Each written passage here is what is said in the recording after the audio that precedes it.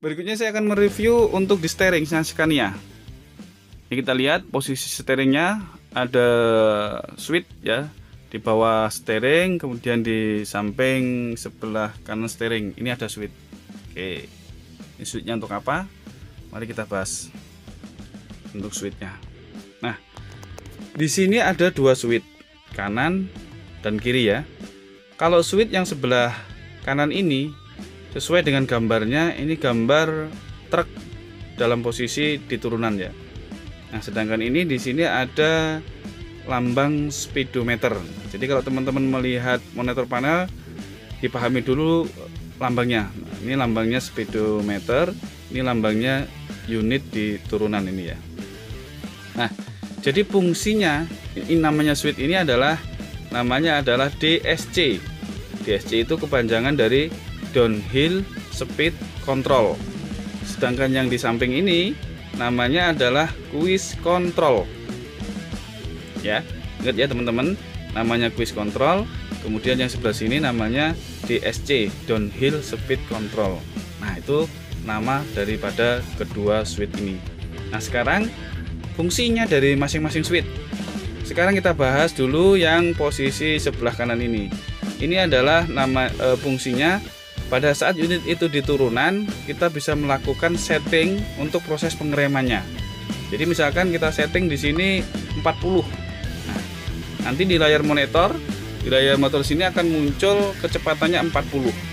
Nah, setelah kita setting di 40, di sini kita setting 40, terlihat di layar monitor tadi, berarti unitnya akan melakukan secara otomatis, remnya akan melakukan pengereman ketika kecepatannya di atas 42. Nah, dia akan ngerem secara otomatis. Ya, gampang kan teman-teman? Jadi teman-teman tetap fokus ke posisi steering, tidak melakukan pengereman, tetapi Scania ini melakukan pengereman secara otomatis dengan sistem DSC tadi yang bekerja. Kemudian yang sebelah kirinya, yang cruise control ini adalah untuk membatasi kecepatannya. Nah, dengan cara untuk ke atas ini kita tekan ke atas, ini untuk nambahin, yang ke bawah untuk mengurangi. Nah, misalkan ini kita setting di sini kecepatannya 40. Nah, pada saat kecepatannya 40, jadi kita setting 40, maka unit ini akan berjalan 40 km per jam secara kontinu. Nah, ini di sini ada tanda ngurangin, berarti ini untuk ngurangin. Kalau min untuk ngurangin, kalau plus untuk nambahin kecepatan. Nah, kemudian di sini ada tanda 0, kemudian tanda undo. Jadi tanda 0 ini adalah untuk off atau untuk mematikan sistem. Jadi pada saat kita tekan ini berarti sistem ini nggak berfungsi. Nah, tidak berfungsinya DSC ini ada 3. Ketika kita menekan angka 0 di sini, berarti di sini kerja dari cruise control ini dinonaktifkan. Kemudian ketika kita nginjak pedal gas atau ke pedal rem, switch DSC ini juga switch cruise control ini dinonaktifkan. Ini adalah kerjanya daripada switch tersebut.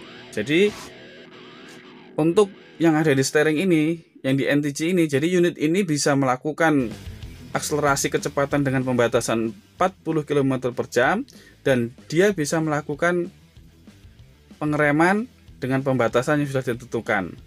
Nah, proses pengeremannya adalah ketika switchnya ini yang di setting 40 kecepatannya, di sini nanti pasti nyetingnya lebih tinggi supaya pada saat proses pengeremannya sesuai.